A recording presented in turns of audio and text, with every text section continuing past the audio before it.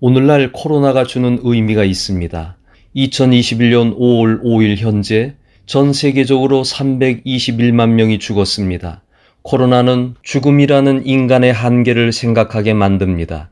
우리는 코로나 이전에 진화론적 사고를 해왔습니다.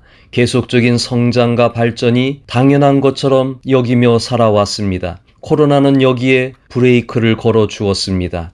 오늘날 이 세상에는 죽음이 만연한 모습을 보여주고 있습니다. 그런데 아직도 사람들은 이 사실을 깨닫지 못하고 살아가고 있습니다. 성경에 인생들의 혼은 위로 올라가고 짐승의 혼은 아래로 내려가는 줄을 누가 알냐고 질문했던 것처럼 사람들은 죽음 이후 어디로 가는지 관심을 두고 있지 않습니다. 우리는 사람이 죽으면 돌아가셨다고 말합니다. 인간은 돌아갈 곳이 있습니다. 인간은 죽는다고 모든 것이 끝나는 것이 아닙니다. 성경은 인간이 2번 죽는다고 말씀하고 있습니다. 한 번 죽는 것은 사람에게 정하신 것이요 그 후에는 심판이 있으리니라고 했습니다. 인간은 육체적 죽음으로 한 번 죽고 그동안 잘못된 삶으로 인해 심판을 받게 됩니다. 이 심판이 둘째 사망인 것입니다. 죄는 무서운 것입니다. 우리는 하늘이 무섭지 않냐고 말합니다. 인간은 어떻게 해야 둘째 사망에서 벗어날 수 있을까요? 어느 집사님이 성경에서 촛대를 옮긴다는 말씀을 읽을 때마다 자신의 부족함 때문에 그 말씀을 슬쩍 넘어가곤 했습니다. 자녀를 키우다 보니 그 말씀의 의미가 깨달아졌습니다.